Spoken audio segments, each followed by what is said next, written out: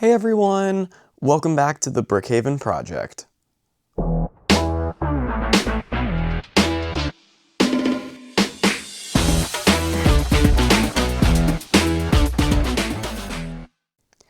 Now to start off this LEGO City update, you might be wondering a few things, such as, what is this new module? What happened to the river on the back half of the residential area? Well, we're going to answer both of those, as well as much more, so let's dive into this LEGO City update. So as you know from the past couple of LEGO City updates, we have actually been rebuilding the residential area. And one thing for me about the residential area is I have always struggled with this area. Even since the first time I built it, I wasn't completely happy with it. And so we decided to rebuild it again. And that's what you see as of right now. And this is kind of the in-between stages because we never quite finished this residential rebuild. And so as I kept struggling with the residential rebuild, I pretty much decided that I wanted to take a much bigger approach to changing the layout. And that is actually going to change the whole rest of the layout too. And so basically what I mean by that is we are actually going to be changing the entire LEGO City table. So this is kind of a blueprint that I have drawn up of what I'm hoping to construct for the new LEGO City tables. We are going to be converting from just a big rectangle layout in the middle of the room to a perimeter layout that's going to be in the shape of a P, essentially, with a bridge that's going to allow you to go into the center of it.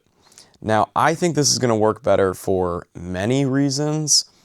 The main reason is so that way when we build our train line, it's actually going to allow us to have lots more scenery because we're not going to have to do like a 180-degree curve on any one table. So every table is just going to have a 90-degree curve because we're doing a perimeter layout rather than just like a centralized layout. And so you can see this is going to fit in the space even with our LA layout over on the left side of the room. And so this is a pretty big project. You might be wondering how exactly I'm going to pull this off because the current layout is absolutely massive and it is incredibly detailed. So we are going to break this down into smaller stages. And so my plan is that we're actually going to start by building the first two 40 by 90 tables on the right side and that first 40 by 40 table. And in order to do that, we're actually going to be ripping apart the residential area all the way until about where this road section is, because this is about 8 feet going from the right side edge of the table all the way to this road is about 8 feet. And so if we take off 8 feet of this pre-existing layout, we can start work on the perimeter section. That's going to be about 1/2 of the new layout. Now, before I just wanted to, jump in and rip everything apart and start over, I wanted to build a prototype because I'm all about building prototypes here. I think it's incredibly useful. And for this new layout, my big goal was to essentially build a highly detailed and realistic O-scale train layout, but out of LEGO. And so that's the layout that you saw over here. So what this layout is essentially what I hope to do on the new tables.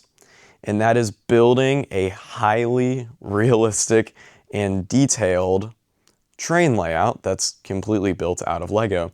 So you can see there is a lot different on this module compared to anything else that I've built over on the main layout. One of the main things is brick-built roads. So you can see that these roads actually have the double yellow lines in the middle.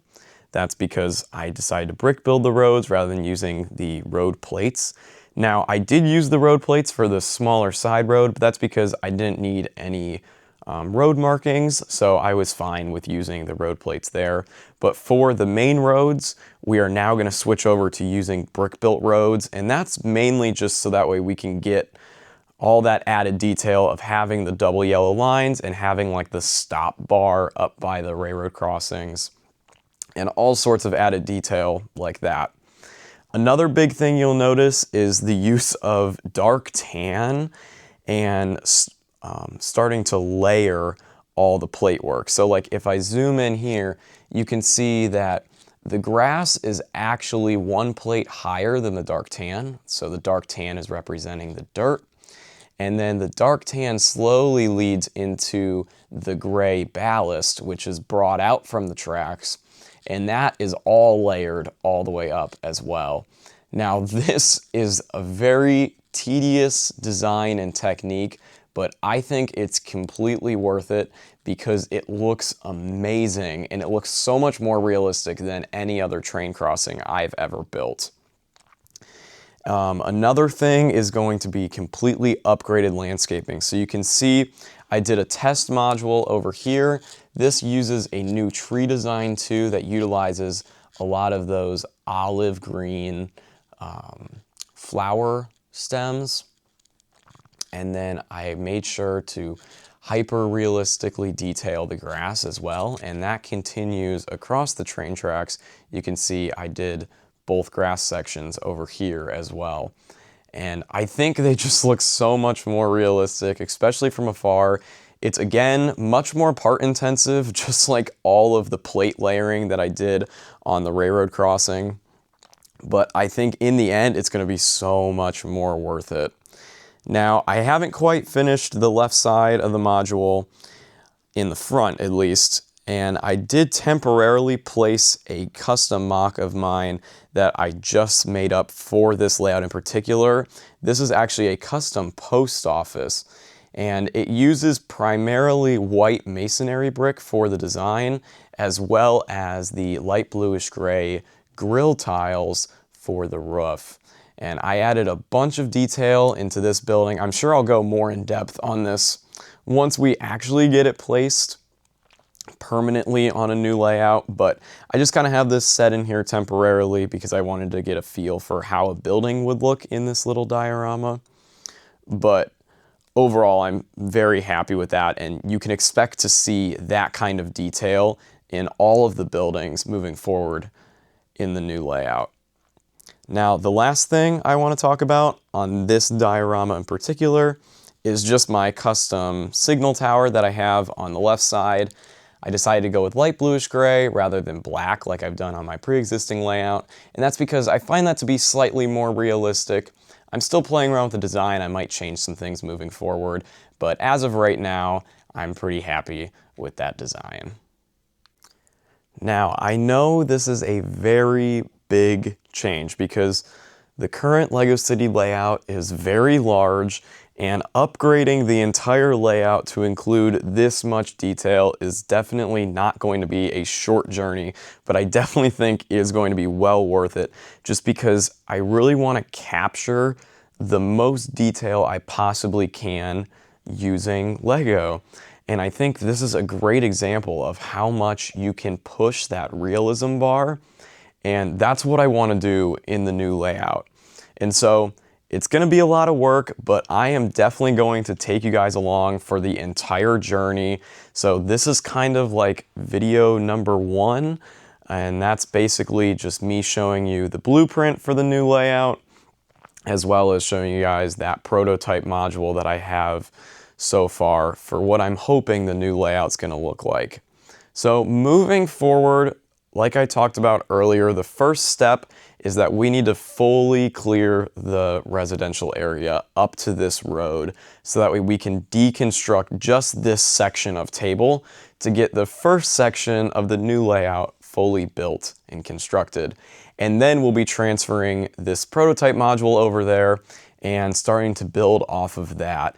And so we are going to have lots of Lego City content coming very soon. So next step, I'll be deconstructing the rest of the residential area and getting that table taken down. Hopefully the next video will be some construction progress on the new Lego City tables, and then soon enough we'll be making brand new Lego City content on our new Lego City tables as well. Now, if you are a fan of the current Lego City, don't be afraid, it's not completely going away.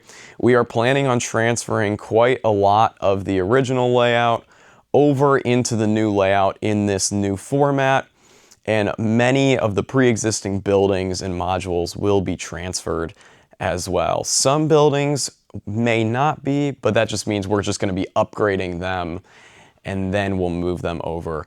Also, other things like a river and a mountain will also be coming over, so don't be alarmed by this change. I promise we're still going to be including lots of epic scenery and structures within this new layout. And I think it's going to be really exciting, and it's going to be a really fun journey. And like I said, I'm going to take you guys along for the ride the entire time, between constructing the tables all the way to adding the finishing touches of detail on this new layout. So I am quite excited. So with that, let's hit the outro. And with all that being said, I want to thank you for watching this video. I hope you enjoyed. If you did, feel free to give it a like. Definitely subscribe so you can see all the upcoming content that I'm going to be posting about this new layout. And leave a comment down below on your thoughts about this new change. I know it's very big and I know that it's going to be a lot of work, but I'm very excited and I hope that it's just going to allow me to bring even better Lego City content to you guys coming in the very near future. So again, thank you so much for watching, and we'll see you next time on the Brickhaven project.